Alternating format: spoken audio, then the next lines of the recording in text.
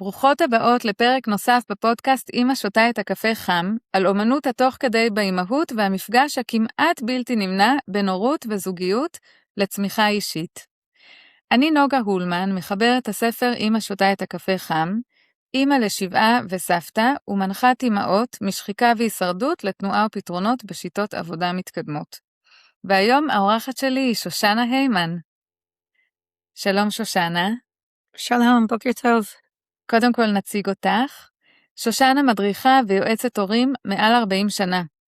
היא חברת סגל במכון נויפלד, של הגישה שלו אנחנו נשוחח היום. בשנת 1998 היא עלתה לארץ מקנדה, וממש כמה שנים אחר כך היא מונתה לסגל הבינלאומי של המכון של נויפלד. היא הקימה את מרכז לייף סנטר בישראל, שדרכו היא מוציאה לאור בעברית את סדרת הספרים רבת המחר של פייבר ומייזליש, ביניהם הספר המאוד מוכר, איך לדבר כך שילדים יקשיבו ולהקשיב כך שילדים ידברו.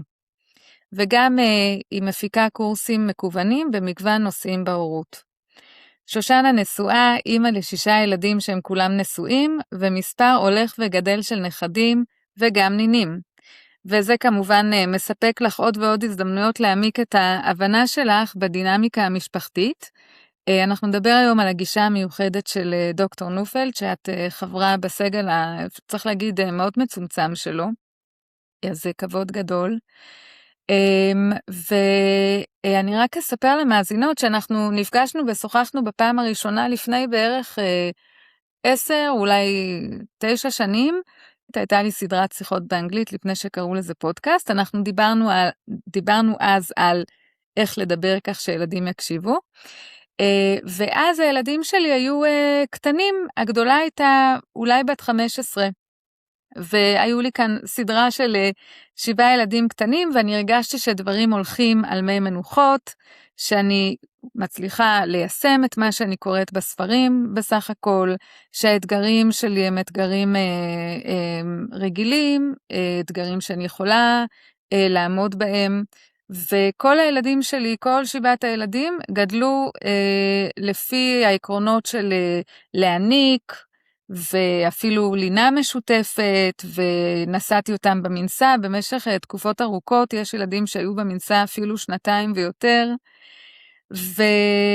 וכשהבת החמישית שלי הייתה בת 15.5, אז אנחנו גילינו שהיא לוקה בדיכאון, ואנחנו נכנסנו לאשפוז ביתנים, היא נכנסה לאשפוז ביתנים, ואני הרגשתי שאני פתאום עומדת מול שוקת שבורה, ולא הבנתי איך זה יכול להיות, שעם כל הדברים שעשיתי כל כך נכון, ונתתי את כל המרץ שלי, ואת כל הידע שלי, והזמן שלי, וכוחות הגוף והנפש שלי, לגידול ילדים עם ההנקה, ועם המנסה וכל זה, ופתאום אנחנו מגיעים למצב כזה. זה היה נראה לי לא מיישר קו עם מה שעשיתי איתם בילדות, ואז אני הבנתי, גם דרך קצת טיפה כזה התעסקות עם חומרים של דוקטור נויפלד, שבעצם מה שאנחנו עושים בילדות זה לא ממש מספיק.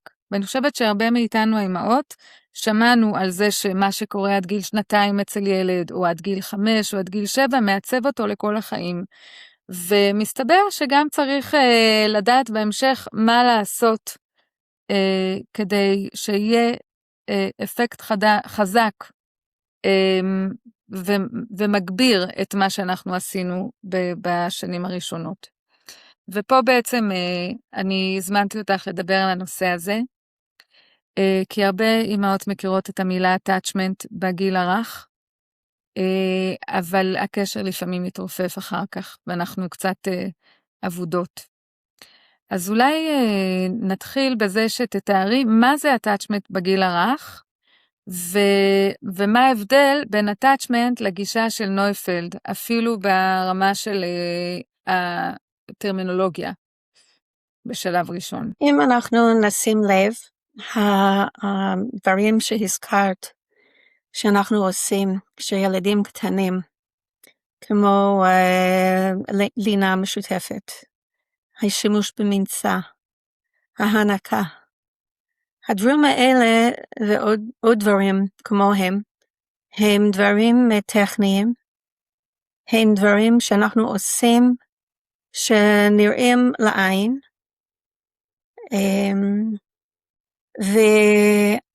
ודוקטור נופלד מביא הבנה עמוקה יותר על כל המושג attachment, לדברים שלא נראים לעין.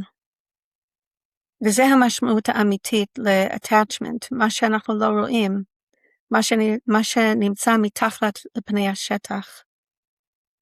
אז זה לא מה שאנחנו עושים, כמו לינה משותפת והנקה, אלא מה הנוכחות שלנו בחיים של הילד. יש משהו יותר פנימי שמשפיע על הילד יותר מהדברים החיצוניים האלה. עכשיו, המושג לינה משותפת מאיים על הרבה הורים. זה לא מתאים להם. ויש הורים שלא יכולים לשאת את התינוק בבינסה. אז זה אומר שהם לא הורים טובים, זה אומר שהם לא בונים את ההיקשרות? בוודאי שלא. זה לא מתכון כזה שאם אנחנו עושים דברים מסוימים, אז אנחנו הורים טובים והילדים בריאים ומתפתחים בצורה אופטימלית. זה ממש לא. וזה דווקא בשורה מאוד טובה להורים. כי להורים שהם לא מתחברים לדברים האלה, כמו המנסה, והם לא יכולים לסיבה כזו או אחרת, אז הם עדיין אותם ההורים המצוינים, המענה הטוב ביותר בעולם לילדים שלהם. וזה ההבנה שנופלד מביא לזירה של ההורות. מה זה היקשרות באמת? זה לא פרוצדורות שאנחנו עושים, ואז אם אנחנו מצליחים עד גיל 5, הילד מסודר לכל החיים שלו. מה קורה עם ילד שהוא באומנה? או ילד שההורים מאמצים ילד? ואין להם סיכוי לבנות ההיקשרות ולעזור לו לממש את הפוטנציאל האנושי שלו. אז זה הבשורה הטובה בתובנה ובמודל שדוקטור נופלד מביא לעולם. אז את אמרת לי בשיחה המקדימה שלנו שאת שמעת על attachment בשנות ה-70. כן. נכון? את היית אז אימא צעירה? ואז הגיע attachment לעולם. את לא היית כאן, את היית בקנדה. אני לא יודעת אם ה-attachment הגיע לישראל כל כך מהר, אני לא חושבת. נכון? זה לא היה משהו כמה זמן לקח להגיע לזה לארץ? אני אספר לך. אני חושבת שמי שבאמת עשה איך אומרים? פופולריזציה, הפך את זה למשהו פופולרי. זה היה המחקרים והעבודה והספרים של רופא בשם דוקטור ג'ון קנל. ודוקטור קלאוס. דוקטורס קלאוס וקנל ואשתו של דוקטור קלאוס פיליס. והם התחילו לפרסם את הנושא של היקשרות, על בסיס המחקרים שהם עשו בבתי חולים בכל העולם. הקדישו את החיים שלהם לעבודה הזאת, והמילה בונדינג הפך להיות מילה ידוע. איך היית אומרת את זה בעברית? בונדינג זה היקשרות, זה היקשרות. בונדינג, attachment, המושג attachment parenting, אז קיבל תאוצה, ללצ'ה ליג קידם את כל המושג, רופא ילדים דוקטור וויליאם סירס ואשתו מרת'ה, הם כתבו סדרה של ספרים על attachment. הרבה אנשים, גם העבודה של בולבי כמובן, התחיל להיות מפורסם, ומרי אינסוורת', אבל שימו לב לשני דברים. אחד, זה היה מסביב לגיל הרך. כן. לינקות וגיל הרך. אף אחד לא דיבר על גיל ההתבגרות. אפילו גיל 2, בזמן שהאימא מניקה. כן, אנחנו חשבנו, אם אנחנו מניקות עד גיל 2 בערך, אז אנחנו מסודרים כל החיים. עד 120. 120, ממש. וגילינו שהילדים שלנו גדלו, שזה ממש לא ככה, שאנחנו מפספסים משהו. וחיפשנו עוד. וללצ'ליג הביא מגוון של סופרים ומחברים ומרצים, ודיברו על סגנון הורות. אבל כולם דיברו מסביב לעניין, אף אחד לא שם את האצבע על הנקודה. ודווקא אני פגשתי את דוקטור נופלד בכנס של ללצ'ה, והייתי המומה, כן. כי אז הילדים שלי היו בגיל התבגרות, והיו לי הרבה שאלות, וגם בעיות, והופתעתי, כמו שאת הופתעת, איך זה יכול להיות, עשיתי את הכל מושלם. למה יש לי בעיות כאלה? מה זה אומר? מה אני מפספסת? מה אני לא רואה? וכששמעתי את דוקטור נופלד בכנס, אני הרגשתי מיד שוואו, יש לו הוא שם את האצבע על הנקודה, והוא דיבר אמת, הרגשתי את זה בכל העצמות שלי, והרגשתי זהו, הגעתי למי המנוחות שלי, אני הולכת ללמוד את המודל שלו ואיך ליישם את זה, ומה ההשלכות לזה, ומה לא ראיתי לאורך השנים. זה בעצם קורה שהכל הולך בסדר, הכל מצוין, ואנחנו חשבנו שמצאנו את הדרך, ואז ילד אחד מביא לנו, פותח את האור לעולם חדש, שמניע אותנו לחקור וללמוד עוד, ולעבוד על עצמנו. בעצם זה הרבה עבודה עצמית, הפנימית.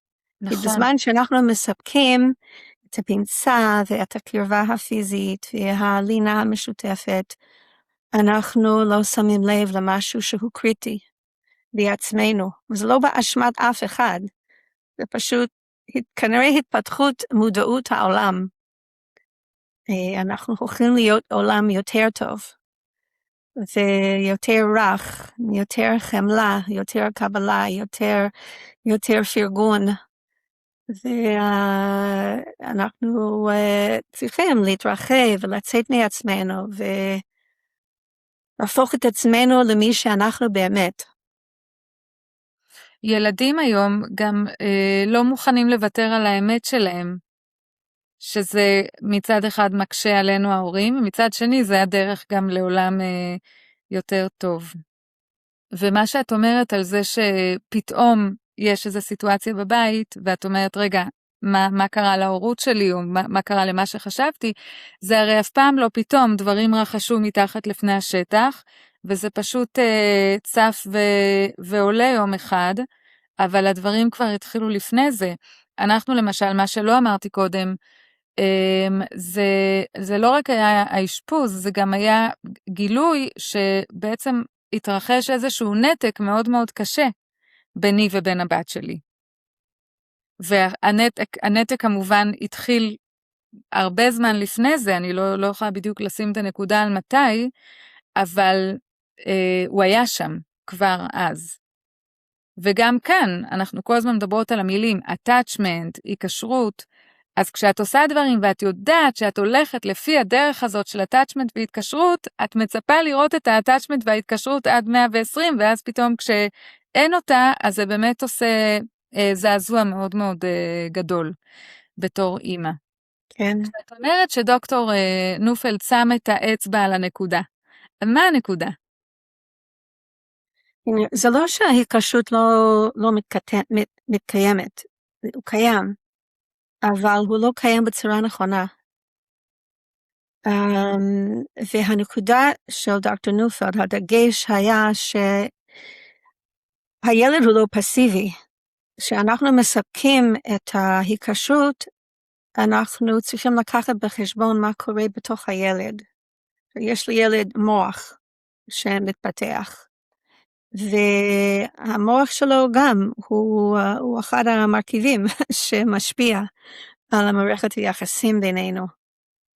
ואנחנו צריכים לדעת איך לקרוא את הסימנים, האם הילד מקושר, לא מקושר, איך הוא מקושר, מתי הוא מקושר, מתי הוא לא מקושר. והדבר הכי חשוב זה ההתפתחות הרגשית של הילד.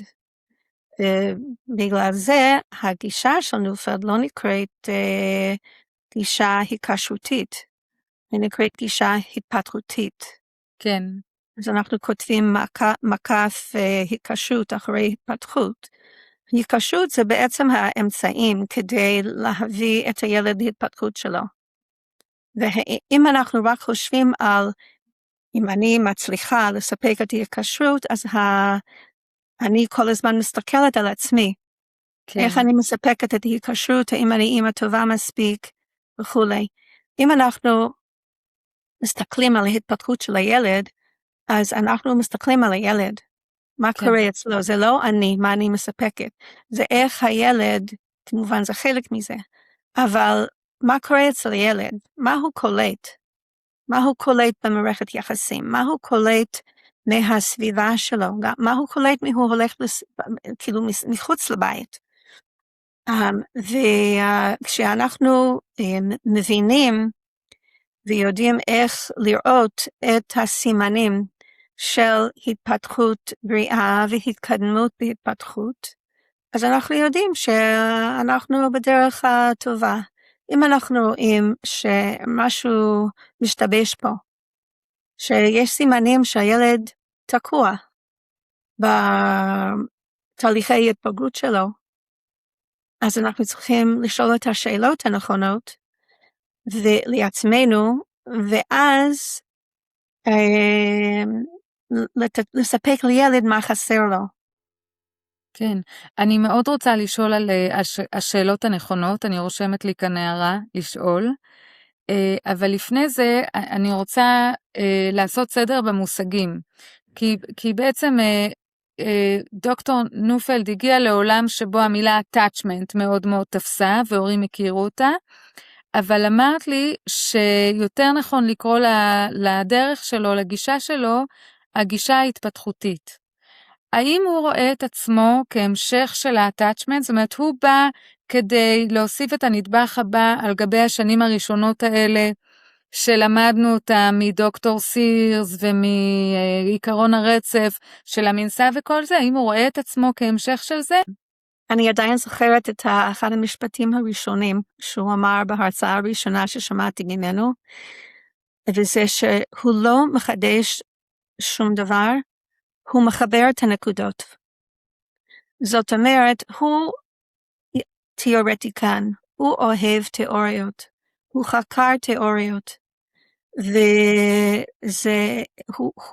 הוא חקר את התיאוריות על ההיקשרות, לא רק של בולבי, אלא גם מפסיכיאטר יפנית בשם טוקיו דוי, ופתאום התברר לו שהוא התחיל לחבר כל החלקים, כמובן גם הוא איש מדע, הוא אוהב מדעים, כימיה ומדעי המוח, והוא חיבר את הנקודות. זה היה משפט מאוד חזק, אני לא מחדש שום דבר, אני מחבר את הנקודות. ויש המון מחקרים, כן. אבל מי עושה סדר במחקרים ומחבר אותם ומסביר את ההשלכות של המחקרים, וזה מה שהוא עשה. ואז שהוא מחבר את הנקודות, התמונה יותר בהירה, וזה מה שקרה לי באופן אישי, כי אני גם התחלתי לחקור ג'ון בולבי וויליאם סירס ודוקטור קלאוס, ולא שמעתי על דוקטור דוי, אני לא הכרתי אותו, אבל היו עוד הרבה, אבל אני הרגשתי בעבודה שלי, אני הכנתי זוגות ללידה, אני הייתי מדריכה להנקה, אני העברתי סדנאות להורים, אני השתמשתי בחומר של סירס, והרגשתי חיפשתי את החיבור בין כל הדברים, אני הרגשתי שיש איזה מסר פנימי שמחבר את הכל, וזה בדיוק מה שדוקטור נופלד עשה ונתן, ופתאום אני ראיתי את זה מול עיניי. זה כמו יש לי ילדים ציורים עם נקודות, והם צריכים לקחת עיפרון או טוש, הם צריכים לחבר את כל הנקודות או כל המספרים כדי לגלות מה התמונה פה. כן. אז זה העניין, זה בדיוק מה שקורה, זה מה שקורה לכל אחד שלומד את נופלד, אז הם מתחילים לחבר את הנקודות ולראות וואלה, עכשיו אני רואה. כן. אז מה התובנה הכי גדולה שהתחדשה לך כשהכרת אותו? יש המון, וגם יש תובנות שאת מקבלת, ואז במשך הזמן שאת לומדת עוד, אותה תובנה מקבלת עוד צבע. פתאום את מבינה את זה בצורה אחרת, במובן נוסף, יותר עמוק. הראשון, שהתובנה הראשונה, זה שזה לא מובן מאליו שכילדים גודלים הם מתבגרים. אנחנו חושבים שזה מובן מאליו, שילד גודל, הגוף שלו יותר גדול, עכשיו הוא עולה לכיתה ט' וכיתה י', שהוא מתבגר בעצם. ואז התובנה הראשונה הייתה שזה לא מובן מאליו, שהוא גודל, הוא גם מתבגר. הוא יכול להיות בן 15, ומבחינה רגשית, הוא יכול להיות בן 5. כן. ויש ילדים בני 6-7, שהם נראים לנו ממש בוגרים לגילם. אז אנחנו אפילו לא מודדים את זה לפי גילאים ושלבים. זה לא. זה התפתחות, והתפתחות הוא מאוד מסי, או בלגן, זה בלגן, וזה כמו זיגזג, הם מתקדמים קצת, ואז הם חולכים אחורה, הם מתבגרים עוד קצת, וצד אחד אחורה, עד הבגרות, וכל החיים שלנו, אנחנו בתהליך הזה עד 120, זה לא נפסק בגיל 19 או 20. יש ילד שלא מתבגר זיגזג, אלא בקו ישר כזה? יש כזה דבר בכלל? או שאנחנו צריכים לצפות שכולם יהיו זיגזג? אין דבר כזה. העולם מביא לנו יותר מדי חוויות, החומר גלם, והמוח מחליט. המוח מחליט, אנחנו צריכים פשוט להבין איך המוח, איך הרגשות של הילד מניעים אותו. זה דבר נפלא, כי כשאנחנו רואים את ההתקדמות, אנחנו רואים שזה נס. כי זה קורה באופן ספונטני. כן. אנחנו משקיעים, גם אם הילד תקוע, יש דבר כזה, ילד לא מתבגר. יש דבר כזה. זה פחות נורמטיבי, נכון? בן אדם שהסתם לא מתבגר.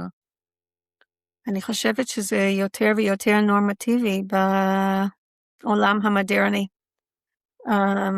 אז זה נכון מה ששמענו, שהיום גיל ההתבגרות נמשך עד גיל 35? זה כן יותר ארוך מפעם. כמו שדוקטור נופלד אומר בקורס שלו על גיל ההתבגרות, פעם החברה הייתה שהילד הגיע לגילאים גדולים יותר, הוא השתלב בעולם המבוגרים. הוא התחיל לעזור בעסק המשפחתי, או בחווה של המשפחה. אנחנו חיים בדור, זה לא רק הדור הראשון, אולי הדור הקודם גם כן, ואולי לפני 2 דורות, התחיל תרבות של מתבגרים, התבגרות, עם בגדים מיוחדים לגיל ההתבגרות, מוסיקה לגיל ההתבגרות, סרטים, פעילויות, פתאום תרבות של מתבגרים. זה עולם שמאוד שווה מבחינת כלכלי, לכל אנשי מקצוע שמספקים מוצרים לגיל ההתבגרות. כי למי יש כסף לבזבז? מתבגרים. הם עובדים, אבל הם חיים בבית של אבא ואמא, ויש להם כסף לבזבז. הם יכולים לקבל כסף מההורים שלהם. אז זה מאוד השתלם לאנשי עסקים לחשוב על איך להגביר את התרבות של המתבגרים. כן. אז וגם הלימודים ממשיכים יותר זמן, עד שהבן אדם אשר מתבגר מקבל את התואר הראשון והתואר השני, התואר השלישי, הוא דוחה את הנישואים עוד, הוא דוחה להביא ילדים לעולם, עד שהוא מבוסס. אז כן, כשאנחנו מדברים על גיל התבגרות, זה לא גיל 13 עד 19, זה לא כך. זה בעצם עד שהילד עובר את הגשר בין הילדות לבגרות. שפעם הגשר הזה לא כל כך היה קיים, נכון? הוא היה יותר קצר. כן, ואז ציפו ממנו פשוט שהתחתן, הביא ילדים ידאג לעצמו פחות או יותר. כן, אנחנו מכירים את התרביות שילדים כבר התחתנו בגיל 15 וחיו בחמולה עם המשפחה המורחבת. אני לא הולכת וממליצה על זה, אני רק מתארת את המציאות ולהכיר את המציאות שלנו היום, כדי שנהיה חכמים איך לעזור לילד באמת להתבגר, איך אנחנו יכולים לעזור לו לעבור את הגשר הזה. כי הגשר הזה הוא צר, הגשר צר מאוד. ואנחנו צריכים לעזור לו לא ליפול מהגשר, אלא ללוות אותו. אנחנו בעצם, איך אומרים, the banister, המעקה,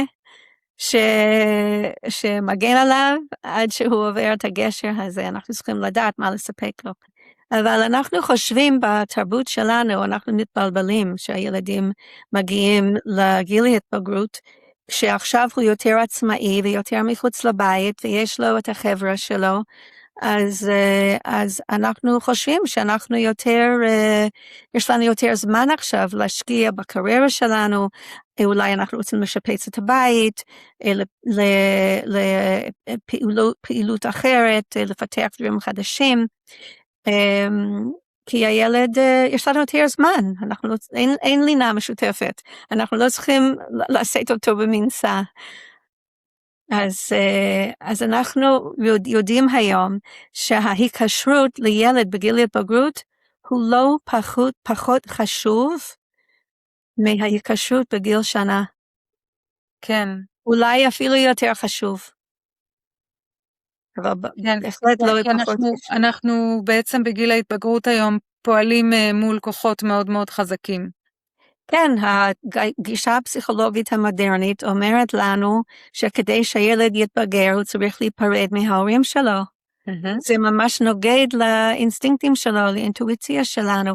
אני זוכרת את הפרסום בעיתון, דף מלא של איזה חברת טיסה, תכינו את החופש לחוץ לארץ עכשיו, כשהילדים צעירים, כי היום יגיע שהוא לא ירצה לנסוע איתכם, גיל ההתבגרות.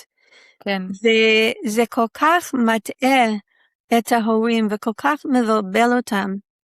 ואני יכולה להבטיח לכם שהכיף הכי גדול לילד, גם בגיל ההתבגרות, זה לנסוע עם ההורים שלו, זה להיות עם ההורים שלו, שההורים שלו יודעים מה הם מספקים לו.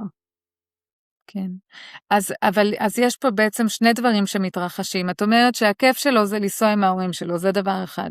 אבל נלווה לפה תנאי שההורים שלו יודעים מה הם מספקים לו. נכון. אנחנו צריכים להבין, זה ההיקשרות. כן. אנחנו צריכים להבין מה זה היקשרות, ואיך אנחנו מספקים את זה.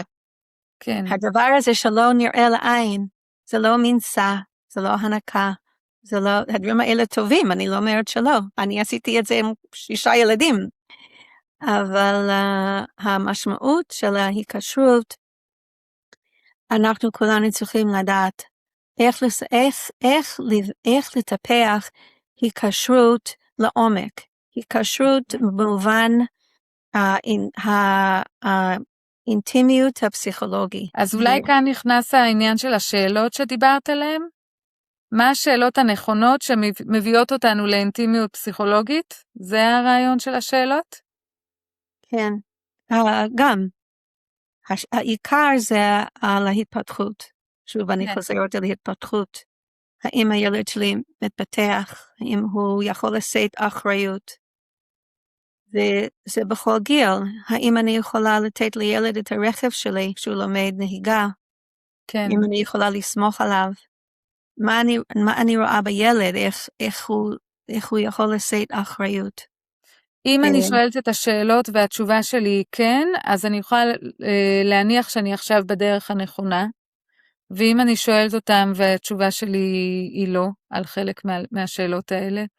אז אנחנו יודעים שיש משהו שחסר לילד, ואנחנו צריכים לספק את מה שחסר לו.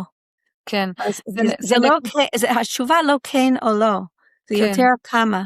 האם הילד יש לו רצון לצאת מהמיטה שלו בבוקר? האם הוא קם? יש לו סיבה לקום? האם הוא מעוניין בתחומים מסוימים? האם הוא מפתח את התחומים שהוא אוהב? האם הוא יכול להיות לבד עם עצמו ולא כל אחד בחיפוש לחברים ולמסכים, שזה נושא בפני עצמו? האם הוא מביע רגש? האם הוא יכול לשאת רגשות שכואבים לו? עצב, אכזבה, האם הוא יכול להתבייש? האם משהו יכול להביך והוא מסמיק? כן, לשקוט. האם הוא יכול עדיין להזיל דמעות?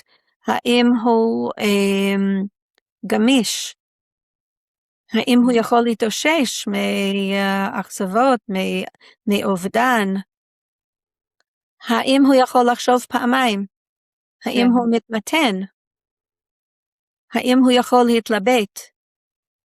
אפילו היום חושבים שאם אנחנו מתלבטים יותר מדי, אז יש משהו לא בסדר אצלנו. צריכים להיות תכלית. אבל דווקא ההתלבטות זה סימן בריא.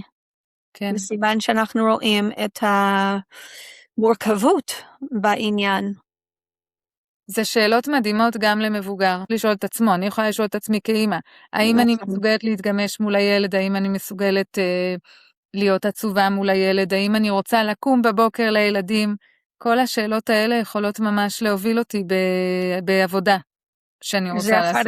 זה אחד הדברים היפים בגישה, כי בזמן שאת מתמקדת לעזור לילד לגדול, את לא שמה לב שאת גם גודלת. כי שאת רואה שהילד קשוח והוא לא מרגיש את הצער, אז אנחנו יכולים לראות שוואי גם אני, מתי הפעם האחרונה שאני בכיתי? אני גם קצת קשוחה. למה אני קשוחה? כן. לא.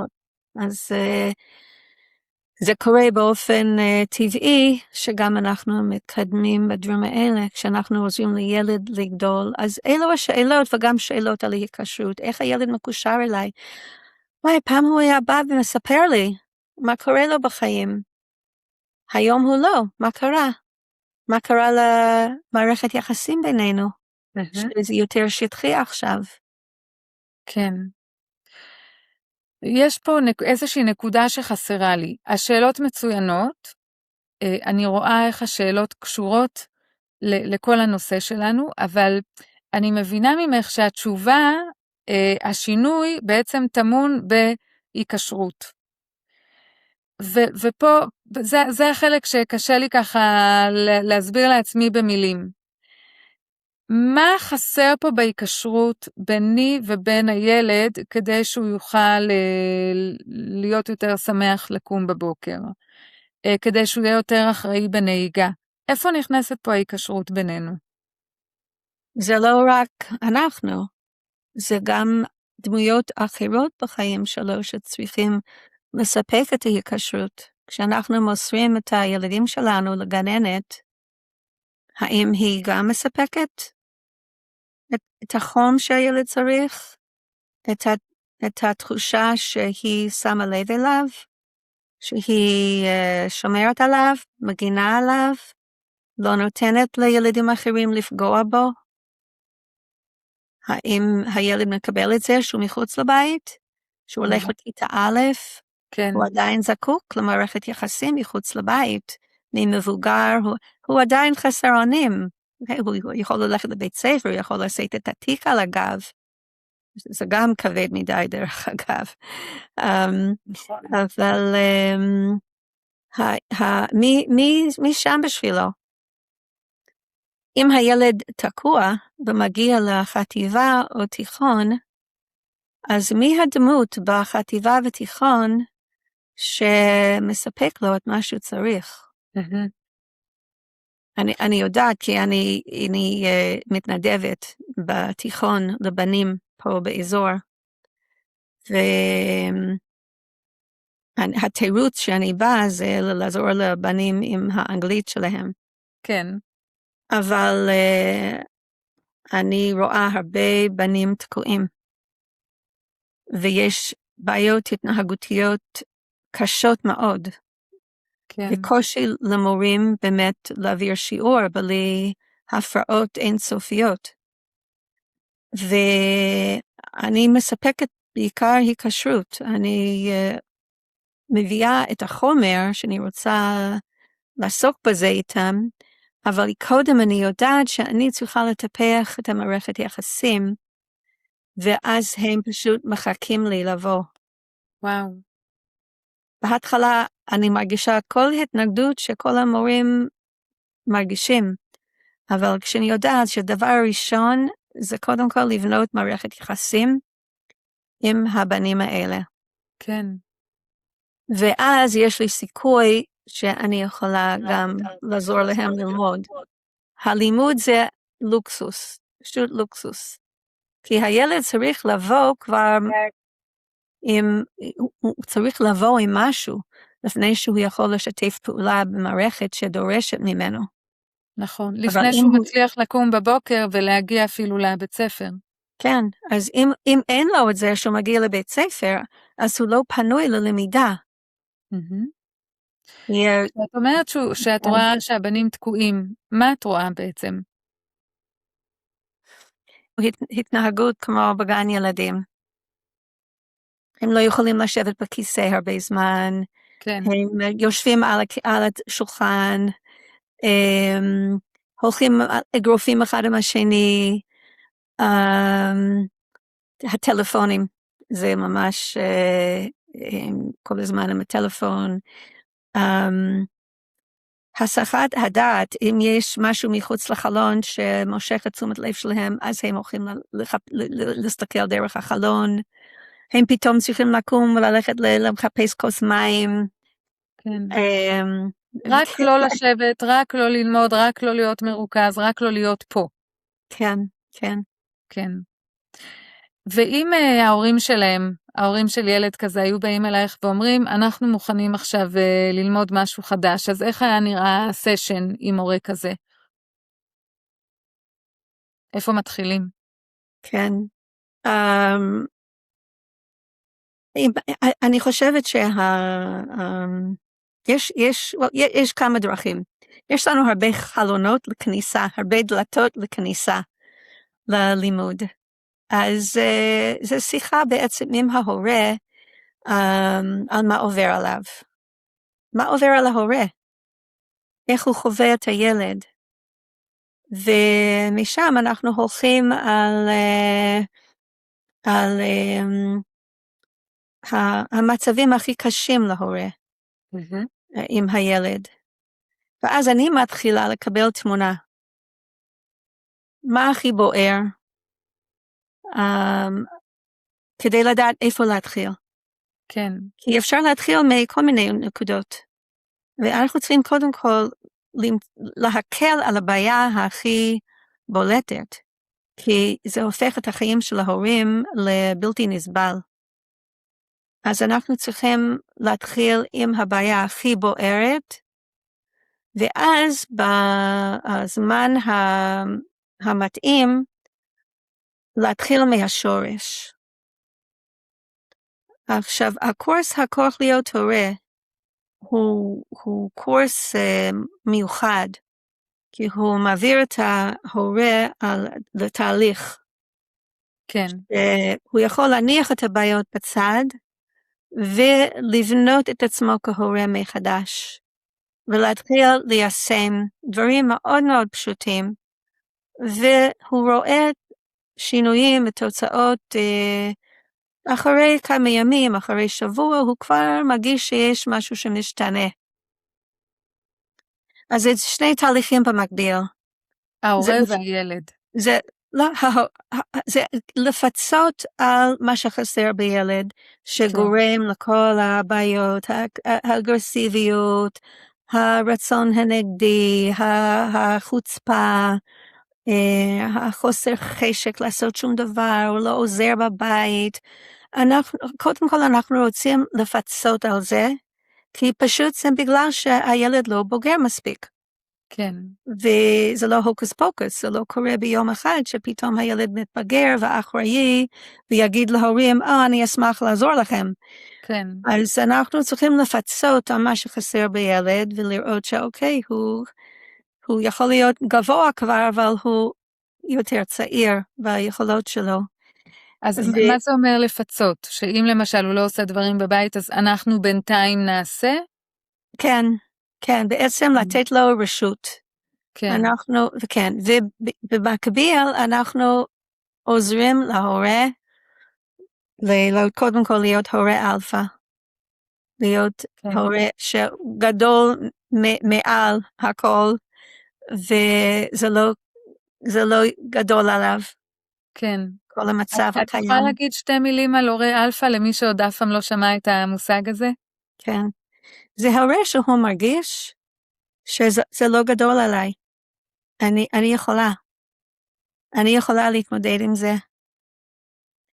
אני יכולה לטפל בזה, אני יכולה להיות התשובה עבור הילד, אני המענה הכי טוב עבור הילד. זה פשוט הביטחון בעצמי, האמונה בעצמי, שאם ככה המצב, אז זה סימן שאני כן יכולה לטפל בזה. כן. אני פשוט צריכה ללמוד איך אני עושה את זה, אבל אני הבן אדם שמנהל את העניינים פה. כן. זה הסיבה שבגישה, אנחנו לא אומרים להורים מה לעשות. אין טיפים, אין תעשה ככה, במצב כזה, תעשה א', ב', ג', אין, זה יותר מדי שטחי, כי ההורה כבר יודע, כי הוא מכיר את הילד שלו, הוא יודע מה ילך, מה לא ילך, הוא פשוט מתחבר לאינטואיציה שלו. כן. ברגע שהוא מאמין בעצמו, הוא לא צריך את כל התשובות, הוא פשוט צריך להאמין שהוא התשובה. כן.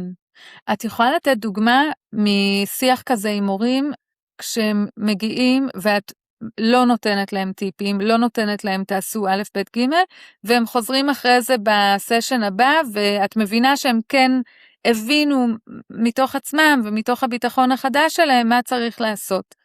יש לך דוגמה כזאת של מהלך שהם סיפרו לך עליו שהם עשו בעקבות המפגש? אני חושבת שאחד המהלכים הכי יפים שחוויתי היה עם אמא שגילתה שהיא בכלל לא אלפא. והילדים שלו היו ממש צעירים והיא נגררת אחריהם, כל מה שהם רצו ועשו והיא נגררת. כן.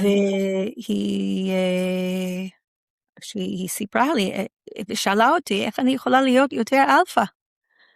אז אמרתי לה, וואי, צר לי, אבל אין הנחיות איך להיות יותר אלפא, אבל רק תאמיני לי שיש לך את זה, זה קיים בך, ואת תגלי את זה בעצמך, זה יקרה באופן ספונטני. והצד הראשון זה פשוט לראות את זה שחסר לך עכשיו, את הכוח הזה, ולהרגיש לבכות, פשוט להזיל את הדמעות. ולהתכוון לזה, תאמיני שאת תגיעי לזה.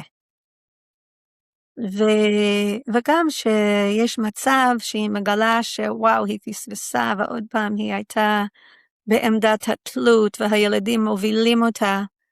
אז עכשיו, אחר כך היא יושבת, מתבוננת, מה זה עשה לה, מה היא הייתה יכולה לעשות, להיות יותר אלפא. עכשיו, זה התהליך שההורה מנהל עם עצמו, והבוקר הגיע שהיא אמרה לי, בהתרגשות ממש, זהו, אני אלפא, זה קרה לי, אני אלפא. וזהו, ברוך השם, היא גילתה את זה בעצמה. כמה זמן זה לקח לה להגיע לבוקר הזה? אני לא זוכרת, זה לא מדברים על הרבה זמן, כי זה שוב, זה זיגזג. יש מצב שהיא ממש מגישה את האלפא, יש מצב אחר שהיא מאוד עייפה, מתשת, וזה דווקא שהילד לא רוצה ללכת לישון, לא רוצה לשים פיג'מה, והיא פשוט אין לה את זה. כן. אבל לפעמים אנחנו צריכים לבלף. אנחנו צריכים לעשות בלף. כאילו אנחנו אלפא. כאילו אנחנו, להתנהג כאילו, וזה יקרה. יש ביטוי באנגלית, fake it until you make it. אתה צריך להאמין שאני אצליח. כן. זה יבוא. היכולת הזאת בעצמה, לפייקט, היא בעצמה כבר אולי כוח של אלפא. זאת אומרת, אם אני מסוגלת אפילו לעשות את עצמי, שאני משהו, סימן שזה נמצא בתוכי.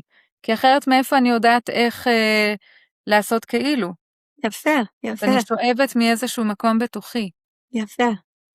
אז אני רוצה לוודא שהבנתי את הנקודה המאוד יפה הזאת, ומאוד אפילו מרגיעה ומרגשת הזאת, שאין אימא שהיא לא בשורש שלה אלפא. זאת אומרת, זה שאני אימא, זה אומר ניתנו לי הכוחות להיות כמו הכלב הזה בראש חבורת הכלבים שהוא הכלב אלפא, זה שאני אימא נותן לי את הכוח להיות אלפא.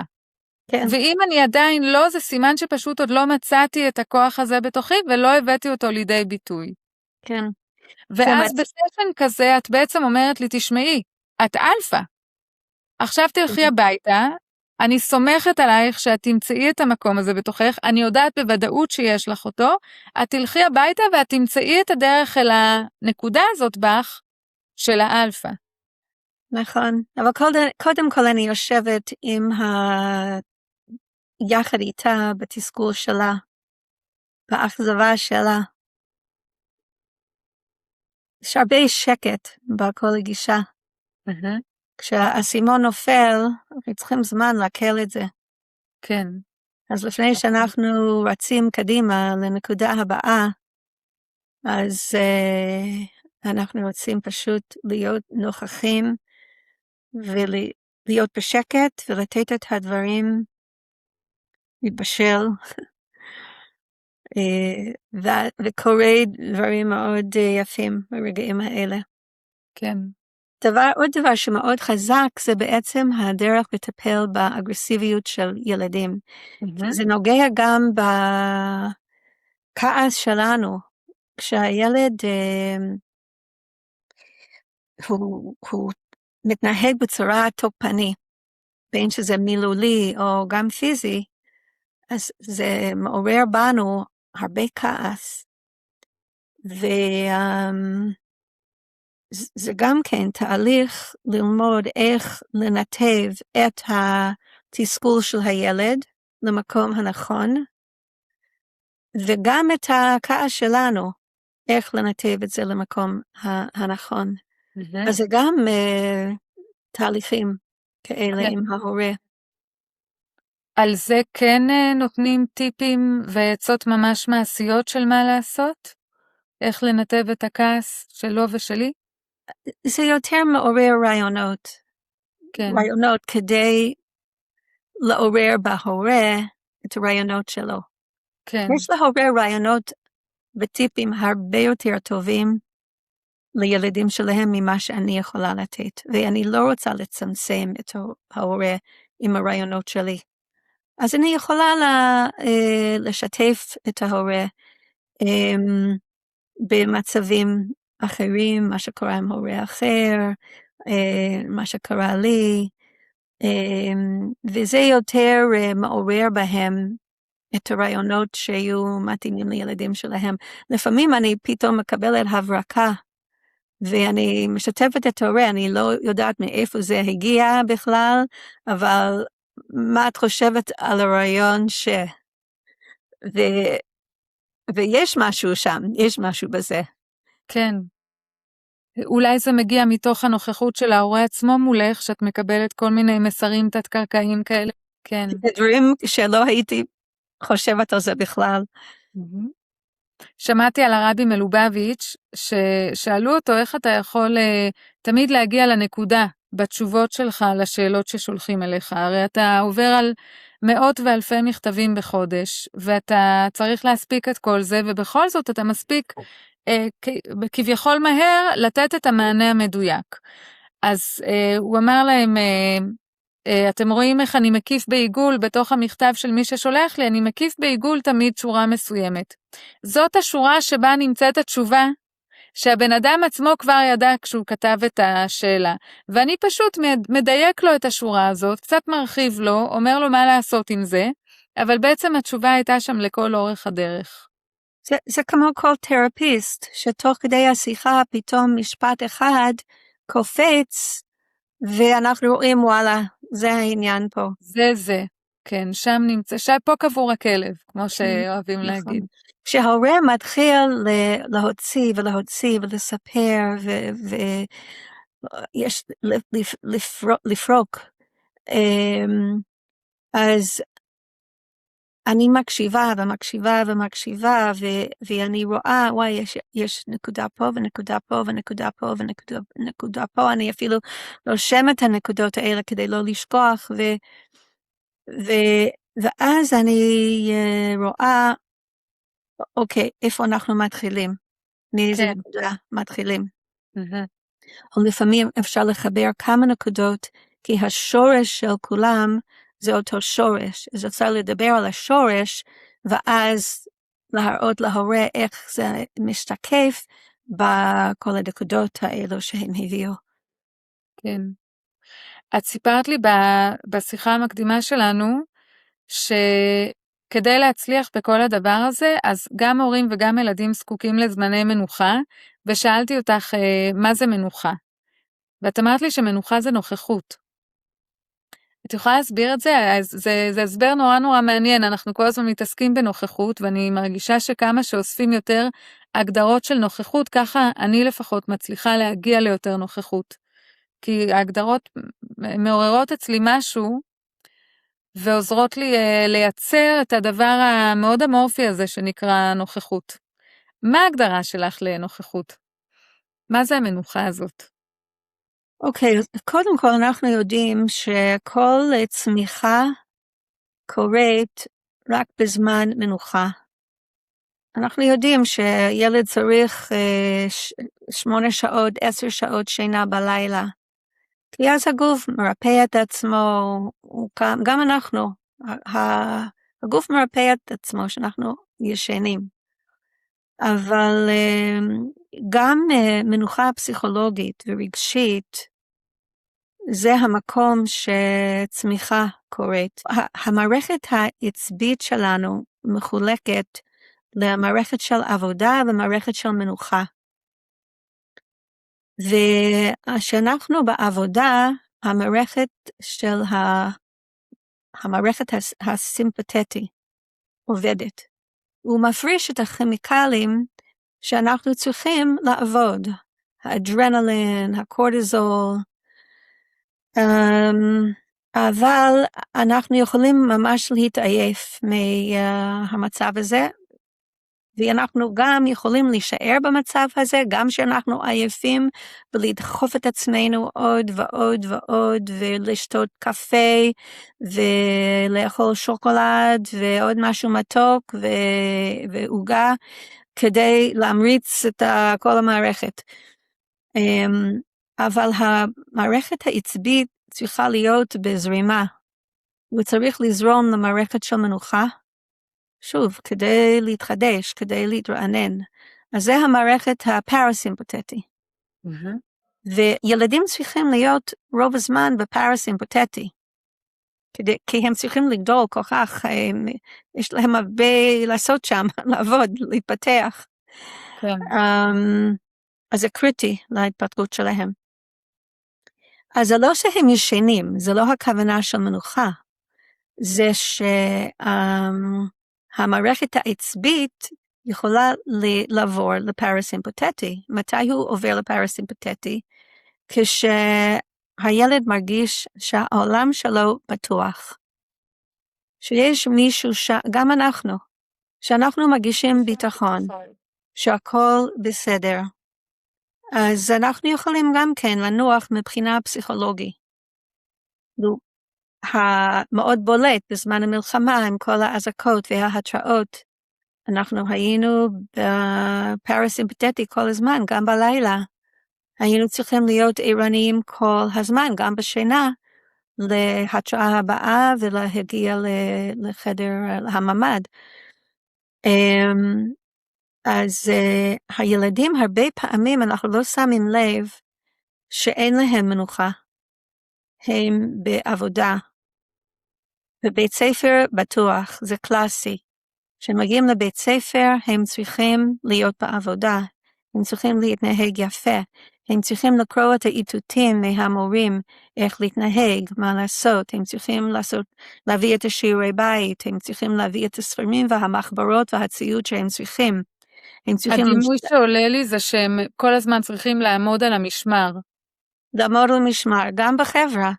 הם צריכים לעמוד על המשמר, מי אוהב אותי, מי יזמין אותי, בהפסקות, איפה הבריון, לא להתקרב אליו. הם כל הזמן בחיפוש איך להבטיח לעצמם את הביטחון.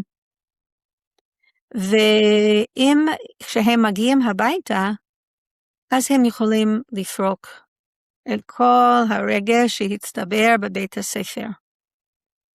וזה כמו שאנחנו מחוץ לבית, ואנחנו צריכים להתמודד עם הפקקים בכביש ובמשימות בעבודה, ואנחנו לא מרגישים אפילו את השלפוחית שלנו. דבר ראשון שאנחנו חוזרים הביתה, השלפוחית אומרת, שלום, אני כאן, וישר לשירותים. אז אנחנו מרגישים גם שאנחנו צמאים, או שאנחנו רעבים. כי הכל זה בסטנד-ביי, שאנחנו בעבודה, במערכת הסימפתטי. כן. אז הילד צריך להיות במנוחה כמה שאפשר. כשהוא מגיע הביתה, אנחנו צריכים להיות המקום שמעבירים מסר למוח שלו, שכאן הוא בטוח, כאן הוא יכול להרפות. כן. כאן הוא יכול להשתחרר. אני זוכרת ילד היה בגן, חזר הביתה, הוא פשוט שכב על השטיח בסלון, והאמא שלו שמה מוסיקה נעימה, הוא פשוט שכב שם. זה יכול להיות בכל מיני צורות. אנחנו מחכים להגיע למקומות של המנוחה שלנו. זה יכול להיות מוסיקה, זה יכול להיות כתיבה, זה יכול להיות בישול, מה שאנחנו אוהבים לעשות, אבל אין לנו מספיק זמן לזה. שם אנחנו יכולים לנוח. כן. זה הולך יד ביד עם משחקיות. אנחנו צריכים למצוא שוב את המשחקיות שלנו. שם אנחנו יצירתיים, במקומות של המנוחה והמשחק. אז היצירתיות שלנו מתעוררת. זה נותן לנו, זה הסיפוק של החיים. אז ילד שנמצא בגן, שיש בו דגש על הזרימה הזאת שאת מדברת עליה, יכול להיות שהוא כל היום במנוחה, אפילו שהוא כל היום במשחק, ובמעבר מדבר לדבר, לדבר, לדבר, לדבר, הוא בעצם נמצא במנוחה. כי הוא לא נמצא, הוא לא צריך לעמוד על המשמר, הוא לא צריך להשיג שום דבר, או להצליח, הוא לא עומד בתחרות, הגננות לא מעמידות אותו בתחרות. נכון? זה לא רק שהוא שוכב על הרצפה ונח, אלא גם הוא יכול להיות מאוד פעיל. אז זה התובנה גם כן מאוד משמעותי, שהמשחק יכול להפוך לעבודה, והעבודה יכולה להיות משחק. כשאנחנו חושבים למשל על משחק קופסה, ילדים יושבים מסביב לשולחן, משחקים מונופול. זה לא משחק. הם לא משחקים, הם עובדים. הם צריכים לצבור כסף, הם צריכים לקנות רכוש, הם צריכים לנצח. התוצאה זה מה שחשוב. אז זה לא מנוחה. אז הפכנו את המשחק כמו כדורסל לעבודה.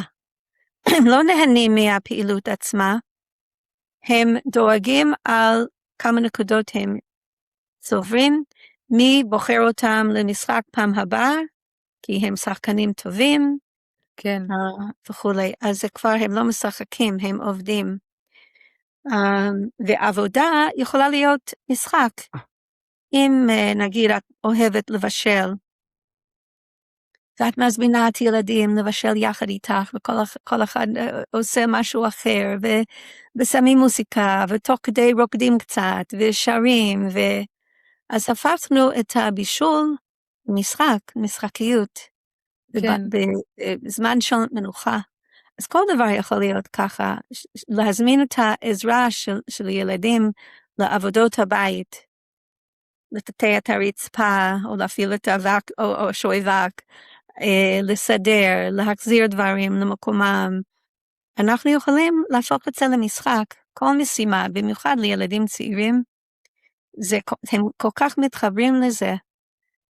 זה כיף לצחצח שיניים, כי הפכנו את זה למשהו משחקי.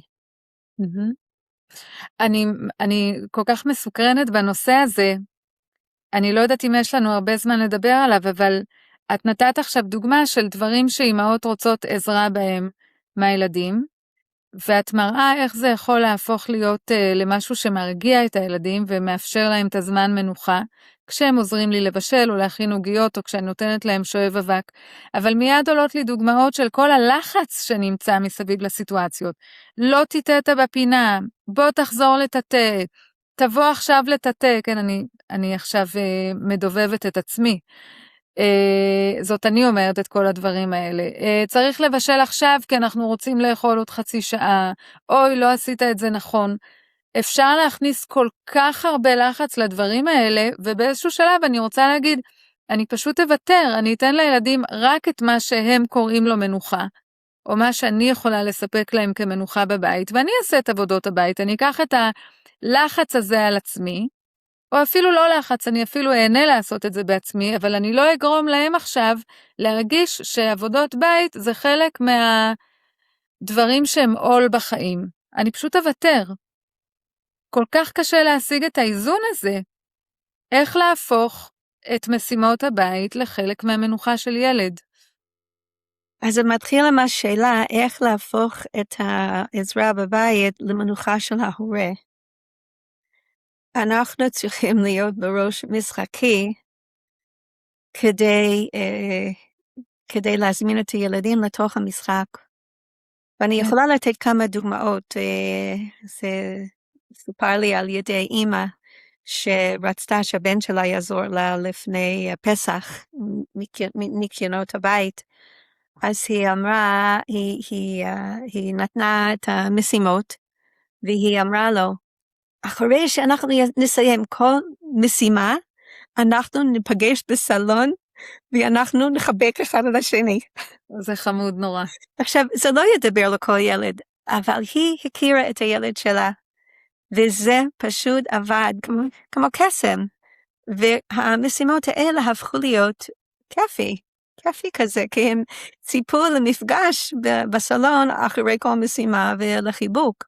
זה ממש חמוד. כמובן צחוקים, ואני זוכרת סיפור של איזה אבא, שהוא רצה שהבת שלו תסדר את החדר שלה. אז הוא הציג את עצמו כנסיך, הוא אמר לה, עוד מעט הנסיך בא לארמון של הנסיכה לבקר אותה. אוי ואבוי, הארמון הוא מה זה בלגן, הילדה רצה לחדר שלה, סידרה את החדר, ואז הוא הופיע, עשה הצגה כנסיך. אז ההורים כל כך יצירתיים ואלופים בזה, אבל שהם במנוחה.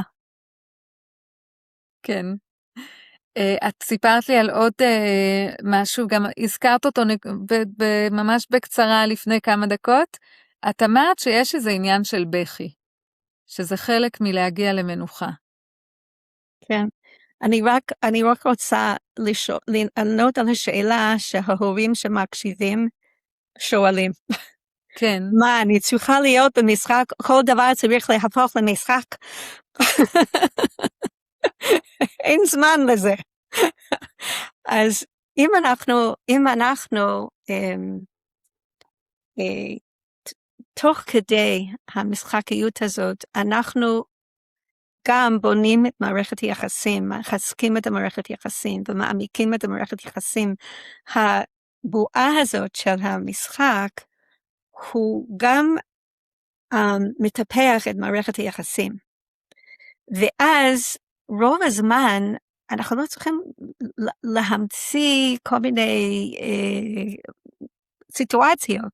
אנחנו פשוט יכולים להגיד לילדה, אוי, החדר כל כך מבוגן, זה ממש, האם זה טוב לך לעשות את זה עכשיו או בעוד 5 דקות?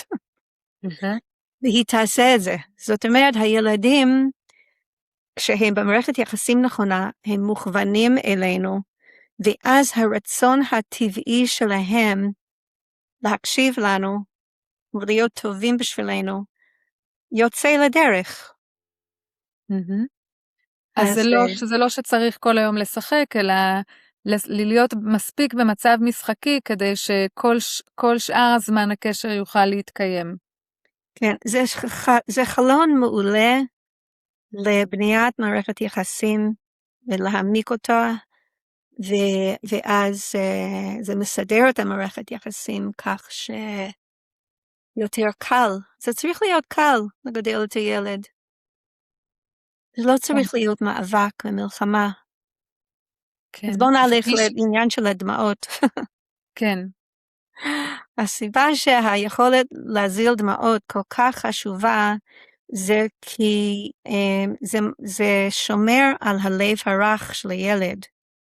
הדמעות האלה מרוקנות את הרגשות שממתינים לביטוי כמו התסכול והבהלה, ושהלב הוא רך, זה מאפשר לנו, כי אנחנו גם צריכים לבבות רכים, וגם הילד צריך לב רך, כי אז אנחנו יכולים להרגיש את כל הרגשות החיוניים, שמאפשרים לנו להתבגר,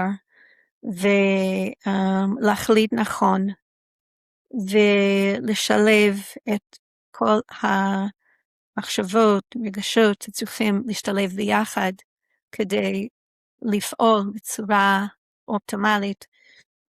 אז הדמעות זה סימן שיש לילד לב רך.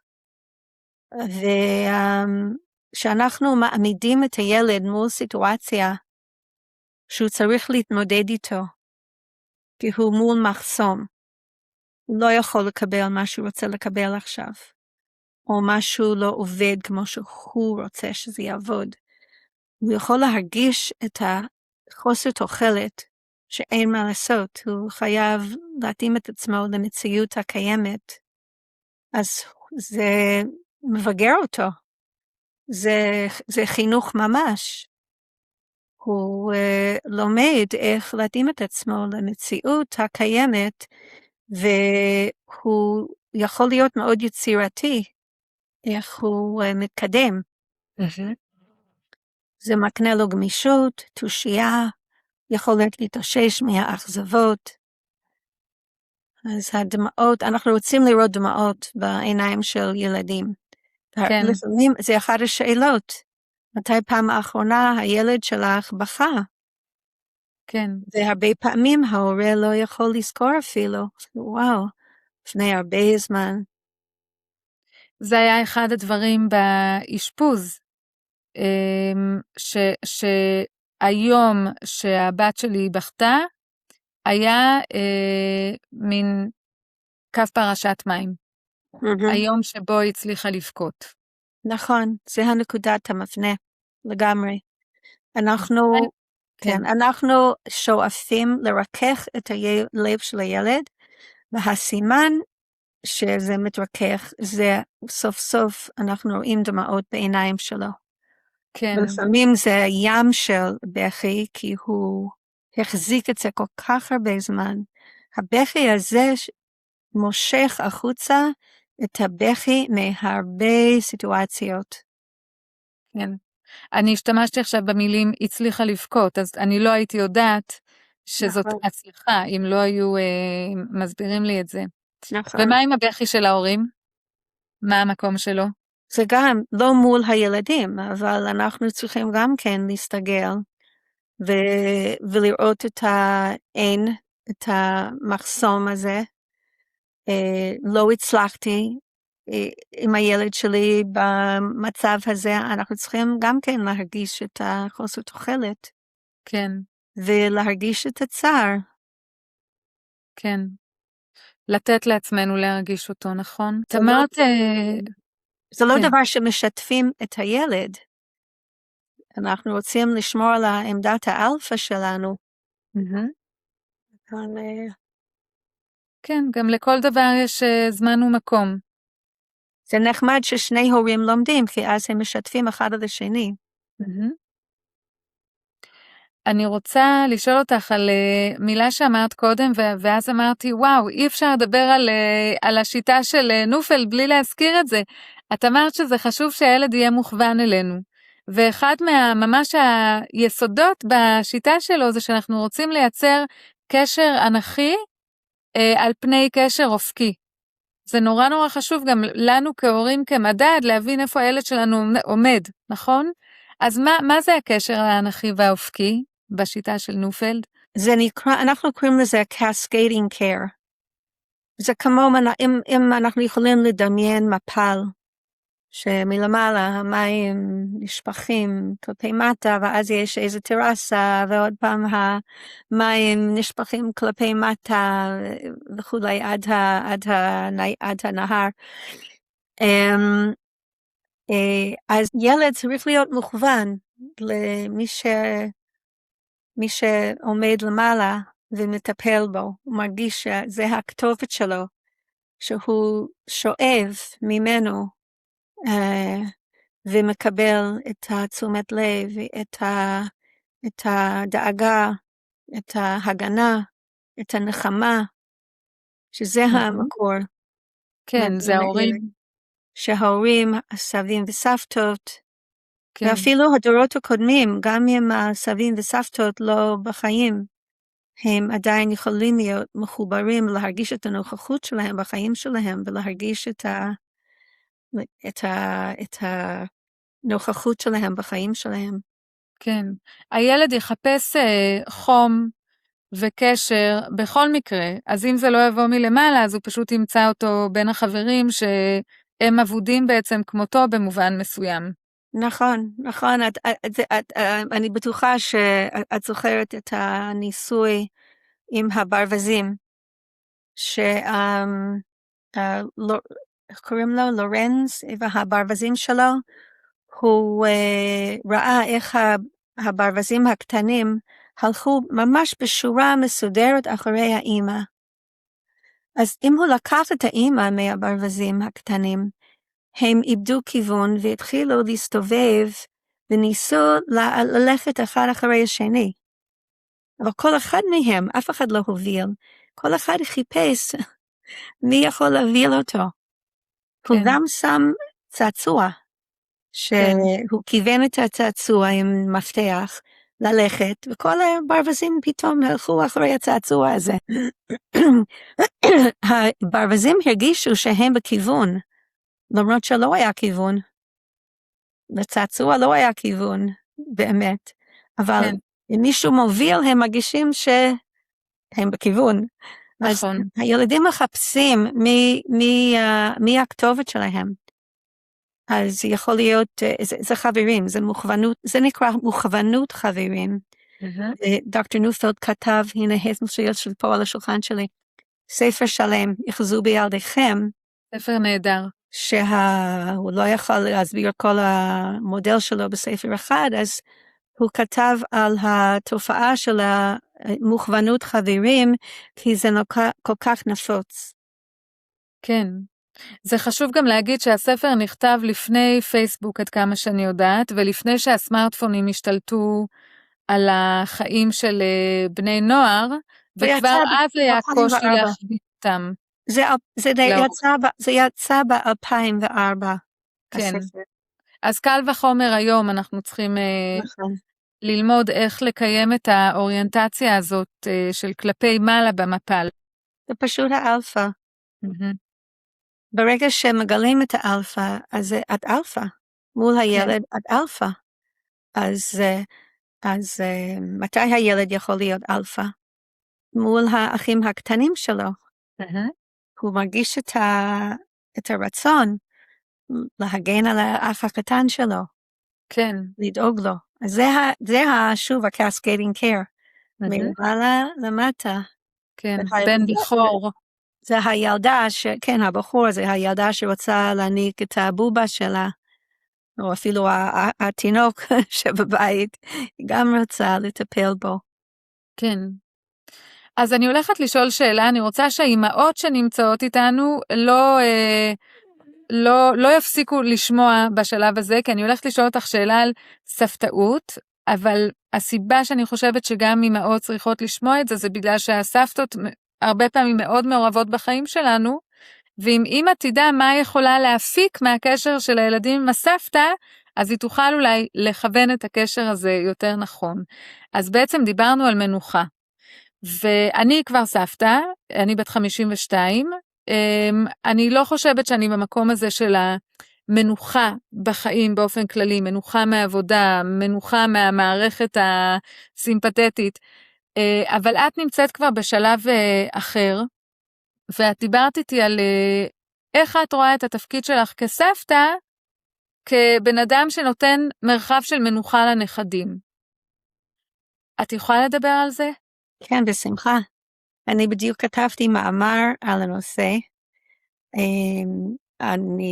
אני אתחיל עם המשחקיות, כי יש לסבא וסבתא את הדבר הזה, המשחקיות. כשאנחנו רואים את הילדים, אנחנו לא רואים איום. לפעמים ההורה מרגיש מאוים על ידי הילד לכל מיני סיבות, אבל אין לסבא וסבתא את הדבר הזה, ואנחנו יכולים יותר להיות בראש משחקי.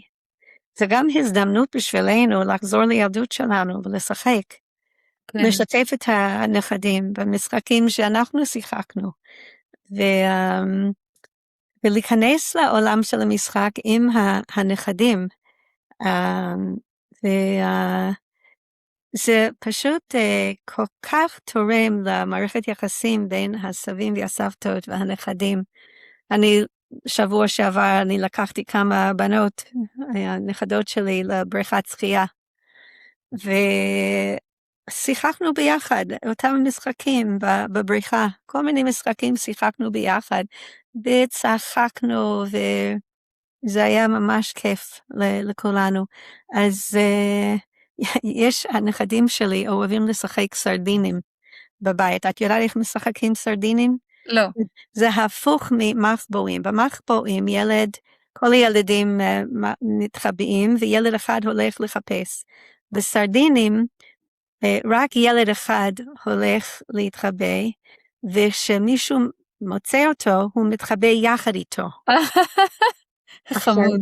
יש לנו בית גדול, אז כל הנכדים, תדמייני שאולי 10 ילדים פה, והם מתחילים לרוץ בכל הבית, ואני רצה יחד איתם, ואני מתחבא יחד איתם, וזה פשוט בלגן גדול ענק, אבל זה הכיף לבוא לסבא וסבתא. הבית עדיין מסודר לילדים.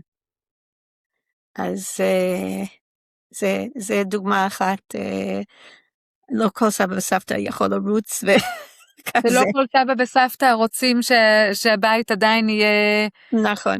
מתאים לילדים. נכון, אבל אפשר לשבת ולהקשיב לסיפורים של הילדים, כי הם מאוד אוהבים לספר.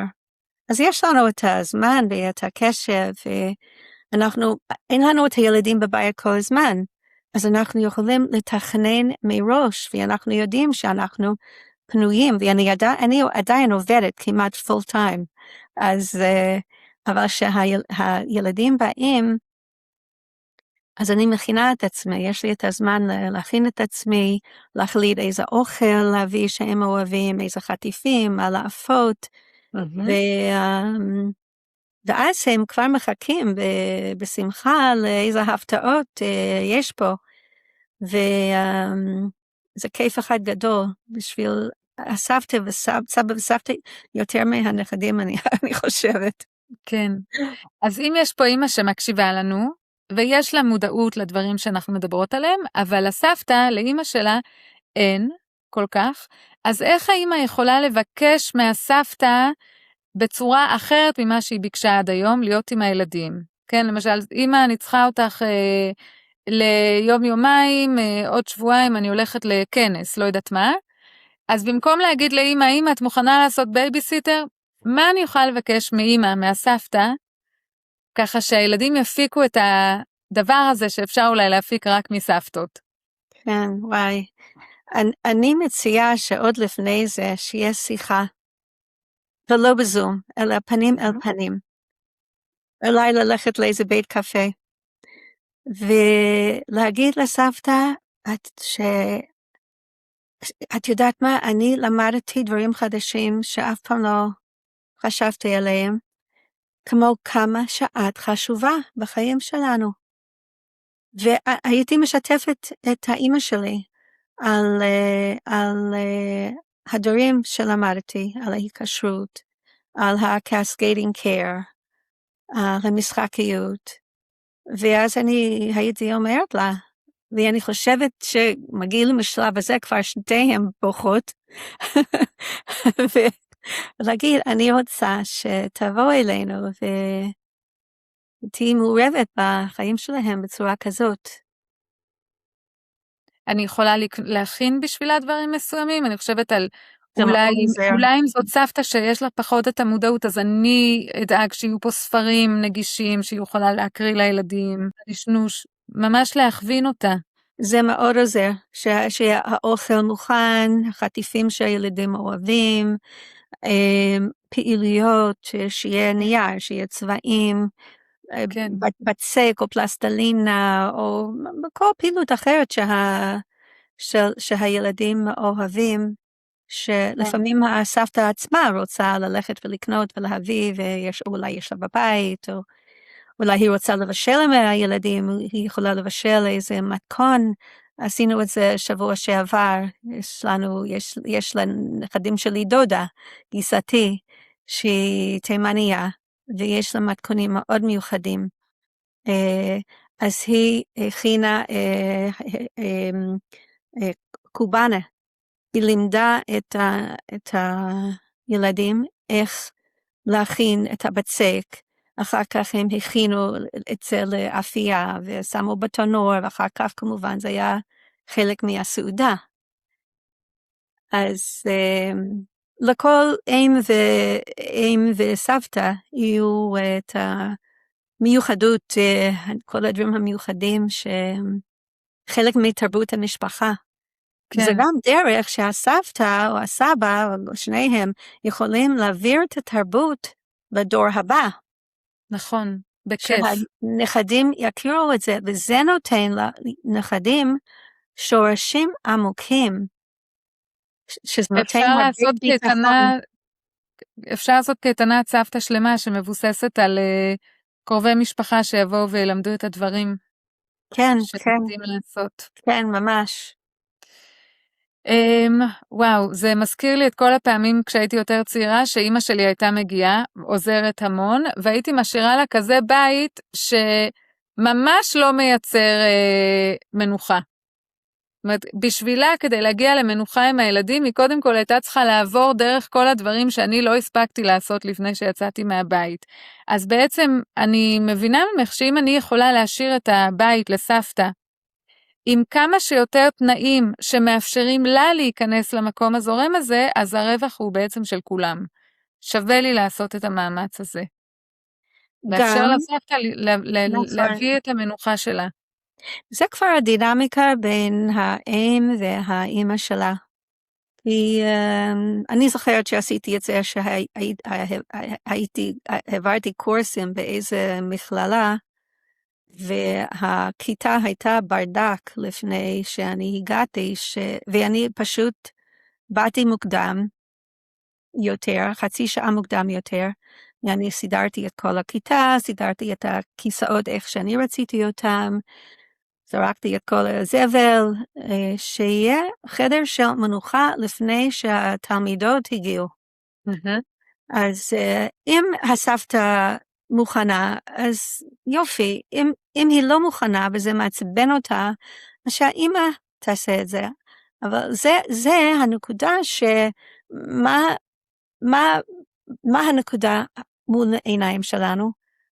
הגידול של הילד, הצמיחה של הילד, אנחנו רוצים שהוא יתקדם בהתבגרות שלו, וזה חלק מהעניין, מה אנחנו רוצים לספק לו.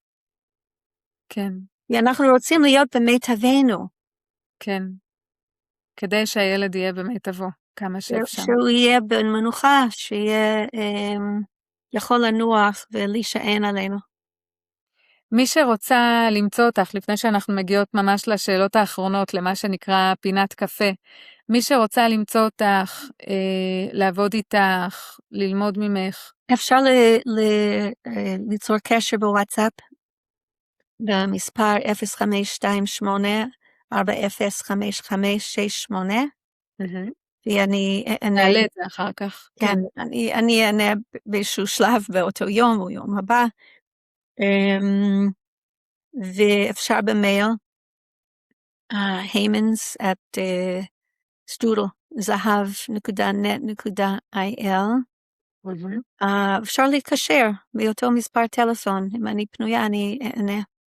כן, ואת הקורסים המקוונים אפשר למצוא באתר Life Center? אז מה שעשינו, מכיוון שההורים כל כך עמוסים היום, ואין להם זמן או כוח לצאת בערב לקבוצות וכולי, אז אני תרגמתי 12 קורסים של דוקטור נופלד, והם נמצאים באתר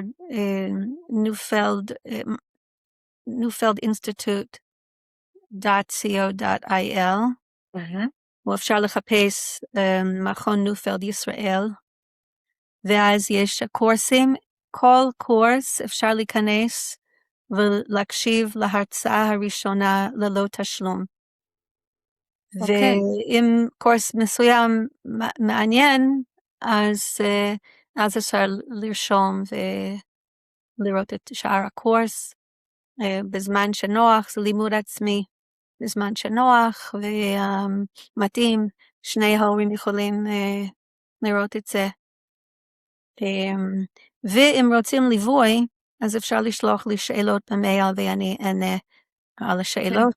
אם צריך ממש התייחסות לבעיה ספציפית, וזה דורש יותר בדיקה עמוקה, אז אפשר לקבוע מפגש ייעוץ גם כן. אוקיי, אז לכל זה אנחנו נשים קישורים לצד הפודקאסט, ביחד עם קישורים איך אפשר להשיג גם אותי ואת ההנחיה שלי, משחיקה והישרדות לתנועה ולפתרונות בכל מיני שיטות. אוקיי, אז אנחנו עוברות לפינת קפה, שזה בעצם שאלות שאת בוחרת מספר, אנחנו נעשה 2 שאלות, אז תבחרי מספר ואני אשלוף את השאלה של המספר הזה. בין 1 ל-12, איזה מספר את בוחרת? אוקיי, נתחיל עם מספר 3. 3. 1, 2, 3. אוקיי, רגע, מהכיוון הזה. מה למדת להעריך ממרחק השנים בבית שבו את גדלת? וואו, זו שאלה גדולה מאוד. ואני חושבת שזה גם בזכות העיסוק במודל שאני עובדת איתו. כי באמת אני ראיתי את הדברים בהורים שלי, את המנהיגות שלהם, שהם באמת הכירו אותי, שהם הם ידעו מה קורה בחיים שלי, בלי אפילו שסיפרתי להם. הם לקחו החלטות לטובתי.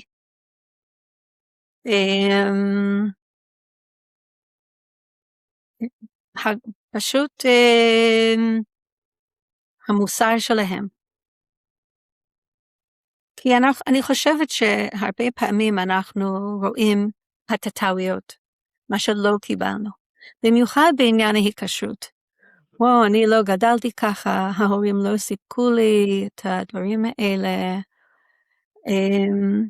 וזה פשוט עושה היפוך. כי הרבה פעמים את מתחילה לראות מה שכן קיבלת, ומה שנתן לך את העוגן בחיים. אז זה מה שראיתי. ותבחרי עוד מספר? 7. 7. 1, 2, 3, 4, 5, 6, 7. במה את מאמינה? בניגוד למה שאימהות אחרות אולי לא מאמינות. או אפילו, את יודעת מה? במה את מאמינה בניגוד למה שמנחות הורים אחרות, מגישות אחרות, לא מאמינות? כן.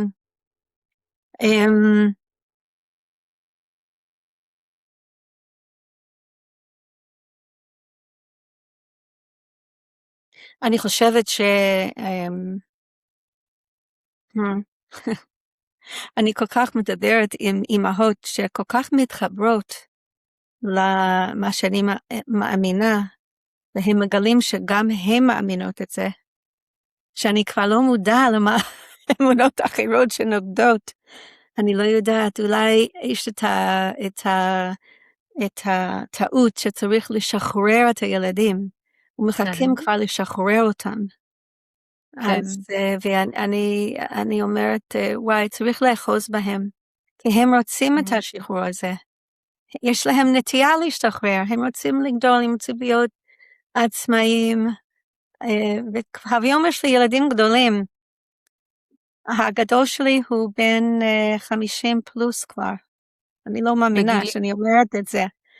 ואני עדיין אימא, והוא כל כך עסוק, אני עדיין צריכה לאסוף אותו, לחפש אותו, עדיין לאחוז בו. אנחנו צריכים לאחוז בהם. והידיעה הזאת שאנחנו תמיד כאן, ותמיד נחפש אותם, זה נותן להם עצמאות, שחרור, הם לא צריכים לדאוג עלינו, אז זה משהו קצת פרדוקסלי. כשאני הבנתי שההורות לא הסתיימה, שאנחנו נכנסים לפאזה אחרת שבה, את יודעת, לצאת ממצב של דיכאון זה עניין של כמה שנים, באמת צריך תמיכה, צריך את החום המשפחתי, בלי זה אני חושבת אי אפשר. אז במקרה אני קראתי בחומש עם פירוש של הרבי מלובביץ', מזכירה אותו פעם שנייה היום, שהוא מדבר על אברהם ששולח את העבד שלו למצוא אישה ליצחק. ולפי המפרשים יצחק הוא בן 37, ואת אומרת מה הוא שולח עבד? למצוא לילד בן 37. והתשובה של הרבי זה שאנחנו תמיד צריכים לדאוג לילדים שלנו, אנחנו תמיד צריכים להיות ההורים המסורים האלה שהיינו כשהם גם היו קטנים, ולהמשיך עם הכיוון הזה, וכמו שאת אומרת, לא לשחרר במובן הזה, אלא דווקא לאחוז. יכול להיות שלהורים אחרים זה עושה נחס דבר כזה, אבל אותי זה ממש ניחם, ואמרתי, זה לא רק הבת הזאת, זה כל הילדים שלי. לא סיימנו, לא נסיים, והתעורר גם איזה משהו שאני לא רוצה לסיים, שזה בסדר ככה, שזה צריך להיות ככה, וזה כבוד גדול להמשיך ולגדל את הילדים. תראי את ההמשך למה שהרבי אומר, שיוסף היה בבית פוטיפר, והנסיכה הזאת ניסתה למשוך אותו ולהביא אותו לחטא מאוד גדול. הוא ראה את הדמות של אבא שלו, יעקב.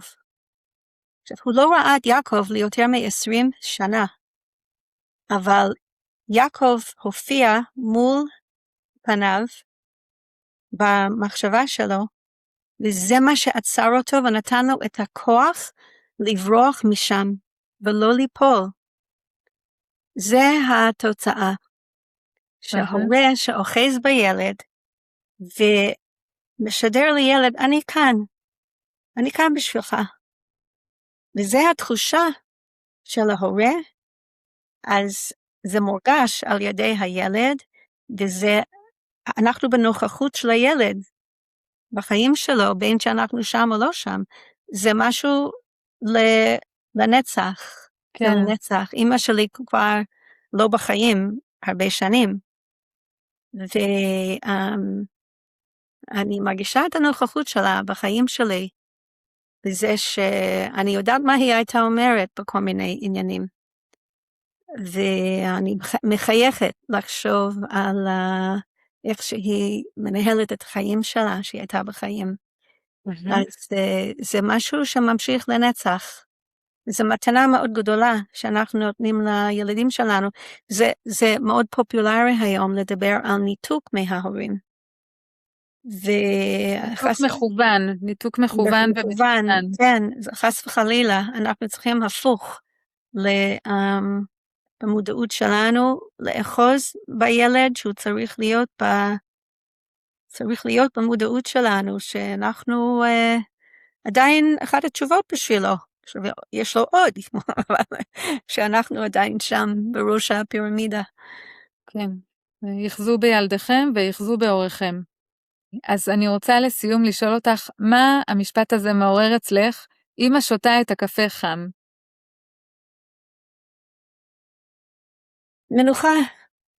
מנוחה, היא לא רצה קדימה לעשות עוד 10 דברים לפני שהיא יושבת בשקט לשתות את הקפה כשהוא עדיין חם. הקפה חם עכשיו, היא יושבת, נהנית מהקפה, נהנית מהכאן ועכשיו, היא צוברת כוחות למשימה הבאה. נהדר. תודה רבה רבה שושנה. תודה לך, היה ממש כיף. משחקי. זה תענוג לדבר איתך. מאוד משחקי.